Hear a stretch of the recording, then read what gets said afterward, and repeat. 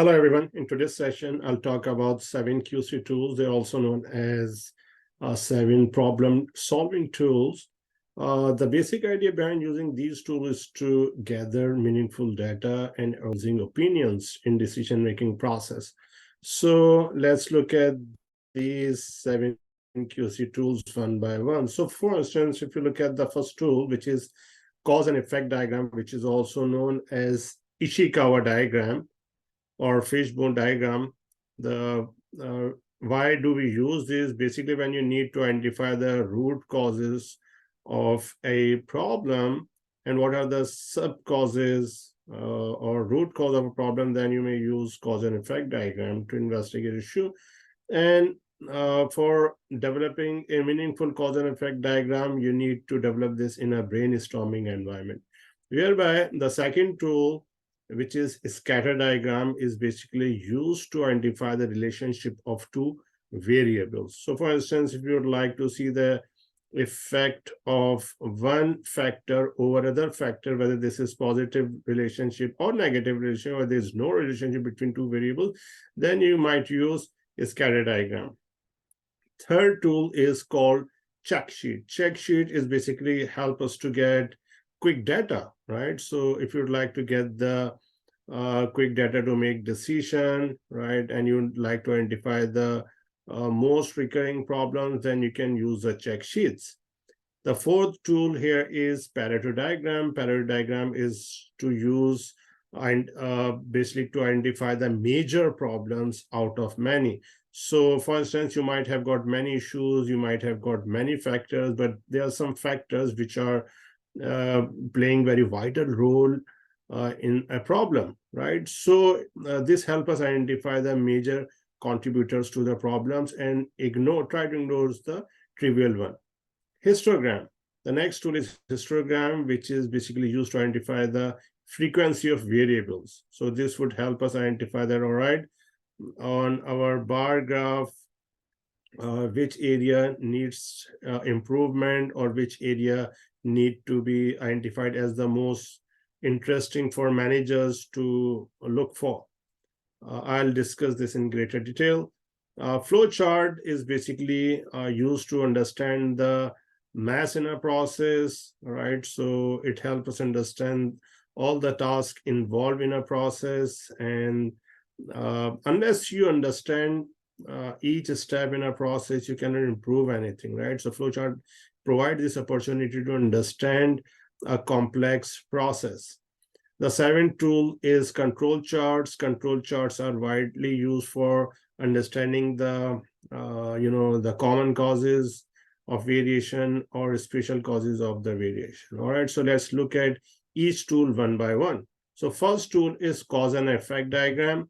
So if you look at here, so when you are developing this, you can you need to use this, right? So for instance, you might have got effect, right? So for instance, decreasing sales or poor quality could be an effect. So you need to identify the causes of this. So you identify the causes in brainstorming environment. You can involve your suppliers, you can involve other stakeholders from the departments to identify causes and sub causes. So in this example, for instance, we need to identify the reasons behind the decreasing sales. So you can look at it from different perspective, from labor perspective, machine perspective, technology perspective, methods employed, or material use. So for instance, decreasing sales, is there any cause from material side? So okay, we can see this. Poor quality of material is one of the major cause of decreasing sales. What is the sub cause of this problem? You have got variety of supplier. Why do we have got variety of supplier? Because we have got the policy to share the risk among many suppliers. So if you change this policy, you might have got better supplies, for instance. All right. Similarly, let's look at from machine perspective, decreasing sales. So one of the reason your employee said is the obsolete machinery. So why do we have got obsolete machinery? Because we have not invested our money, or for instance, we have not allocated budget for purchasing new machinery for some time period. So if you allocate budget and you purchase new machine, this problem could be resolved, right? So this is how you might use cause and effect diagram. All right. So again, you need to identify the effect, which the area which you'd like to improve, right? And then you need to identify the causes and sub causes until you reach the root cause of the problem. So once you address the root cause, all the cause would be eradicated or removed. Next one is scatter diagram. Now, if you look at a scatter diagram, like I said earlier, is used to identify the relationship of two variables. So for instance, in this example, just give me a sec. For instance, we have got, let's say here, we have, so for instance, we'd like to see the relationship between increasing increment and employee productivity. So you can see, for instance, as you're increasing the increment over time, the productivity is increasing. So it means 1 unit of increment would increase the productivity equally, right? So there's a positive relationship. So on the other hand, you can see this, for instance, you can see this, let's say as number of employees are increasing in the organization, quality is going down. So there is some negative relationship between these two factors. And in this one, there's no relationship. So this is positive relationship, negative relationship, and no relationship, right? So this would help us identify, all right, one factor affects another factor. So there is a correlation between these two factors, all right? Now, the next example is, or next tool I'll discuss is check sheet. All right. So now, first of all, check sheet help us gather the quick data. I've taken two examples here. So, for example, is related to a restaurant.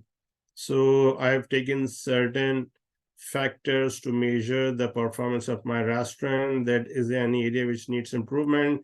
So service, hygiene, cost, variety, or location. So where should I invest to improve the performance of my restaurant? So I just try to gather the data from through the survey, for instance, or from the interview from customers. So on Monday, for instance, I received one complaint in relation to service. Tuesday, two. This is how I gather the data. Hygiene, cost, variety, location. Now this gives me an opportunity to identify which area needs improvement. So I can see here, I received, for instance, 11 complaints throughout the week in relation to service, 2 related to hygiene, 35 related to cost, and 26 related to variety, and 3 related to location. So altogether, 77 complaints were received. But, this helps us identify that, okay, from percentage perspective, this is one of the area which requires massive improvement, cost and variety. All right. So this is how you can, this can help you gather the quick data. The next point is another example of check sheet could be of an assembly plant. For instance, employees or the workers or some assembly and workers could be distributed these check sheets, and while they are fitting up a certain part, for instance, in this example, those who are fitting these headlight covers in a car, if they find out any defect in the headlight, they need to make a circle. So this employee made a circle that this area, they found out a bubble, for instance, right? So after gathering all these sheets, you would identify that which area in the headlight has got major problem or what type of problems they are facing. So this might also help you gather the frequency of a specific problem. All right. So check sheets are a very great source of gathering this quick data.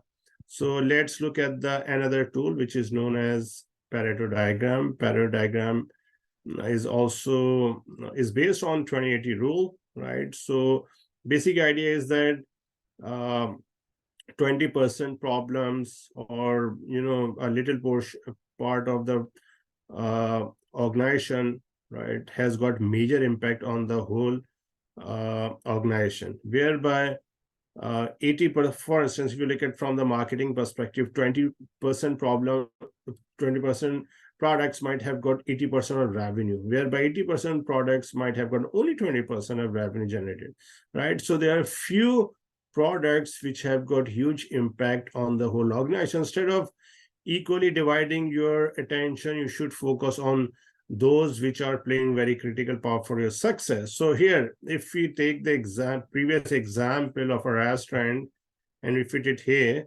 you're gonna see this.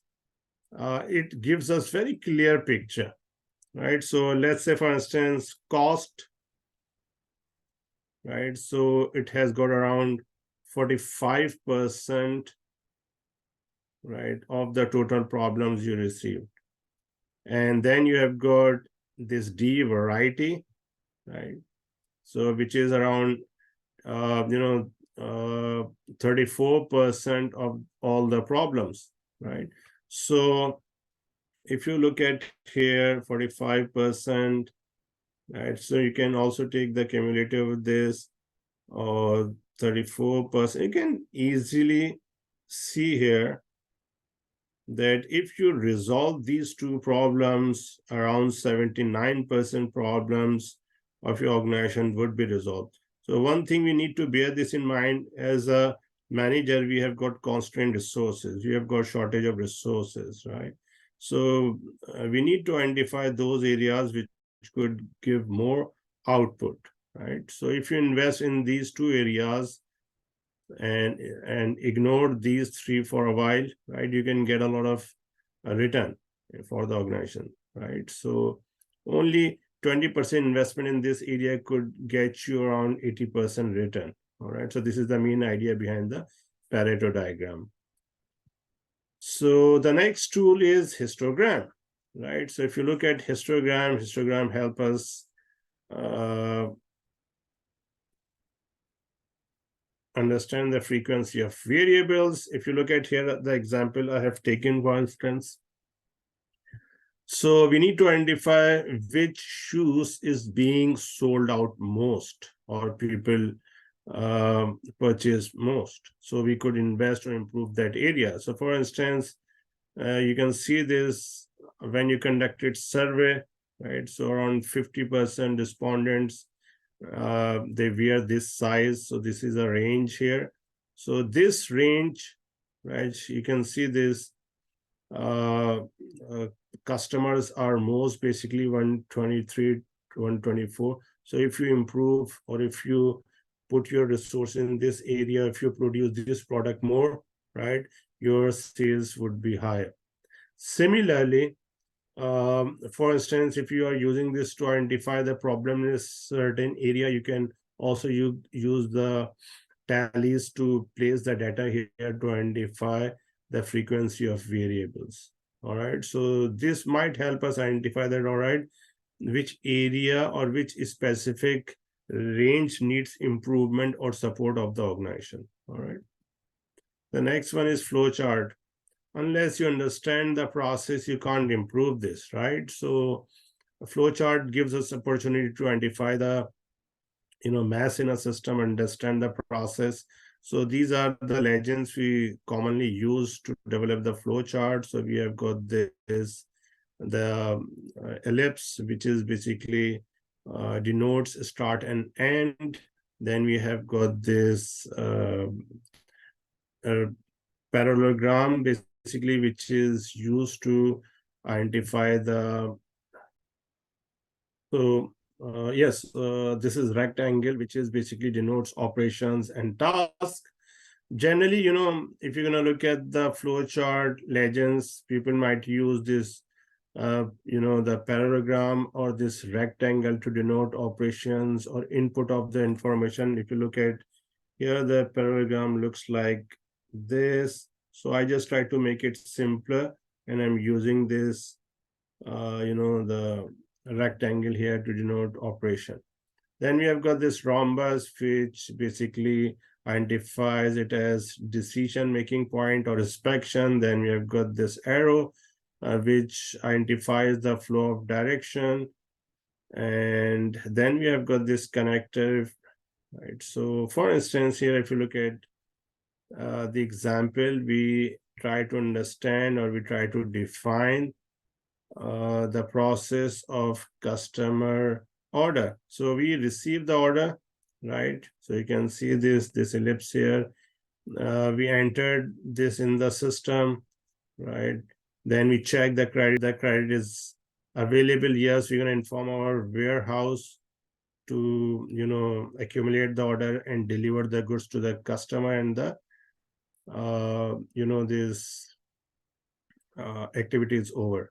If credit is not available, right, so then what would happen, that you would deliver this to, you would decline this order, right, and inform to the client.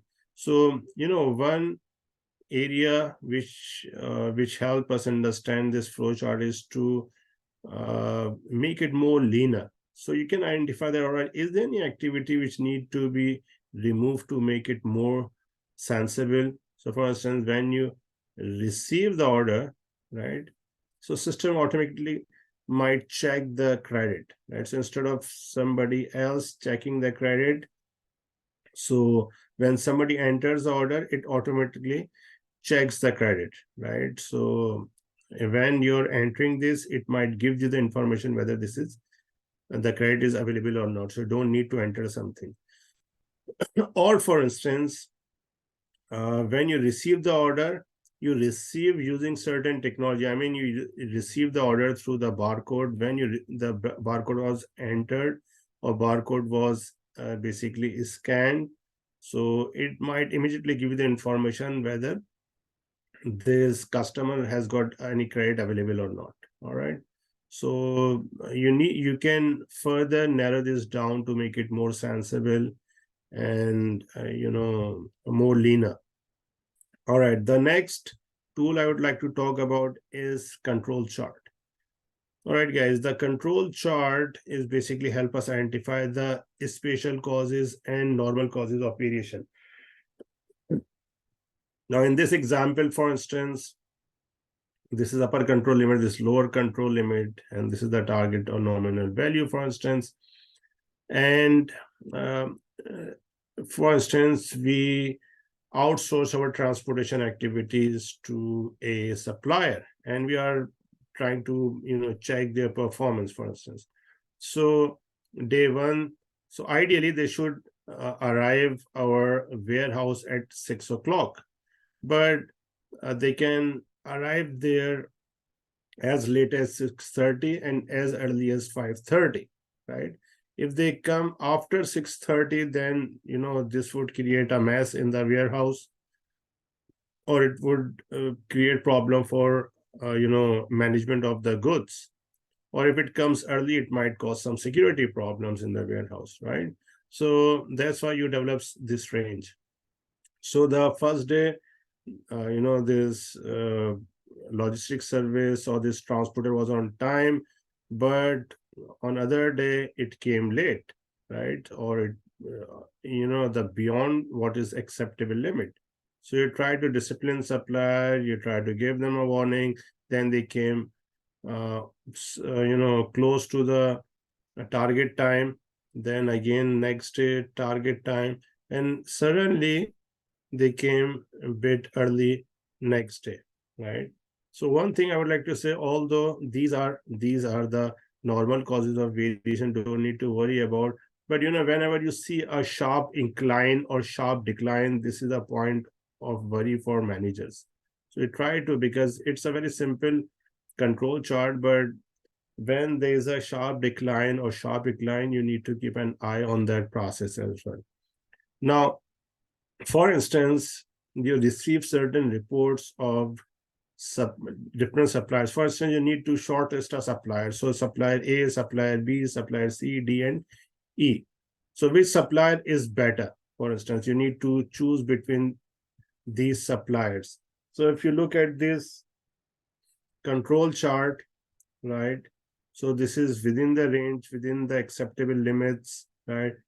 You can see, the suppliers playing all around within the range, right? Here's, you can see this. So which supplier is a better choice? So for instance, if you look at this one, I would, if we rank supplier 1 to 5, 1 means best and 5 mean worst. I would say, okay, supplier C is the best supplier. So you can see this, the supplier is continuously improving its process over time, right? So, and basically try to control its variation. Then we have got this supplier A, second, because you can see the consistency close to the target, right? Then we have got this supplier, although you can see some fluctuations, right? But supply is within the range. This supply, you can see this got out of range into instances. This supplier is worse because continuously its performance deteriorating over time, right? So this is worst supplier. So control chart help us identify the process over time. What are the major, causes behind the variation, special cause or a normal cause. Thank you very much, guys.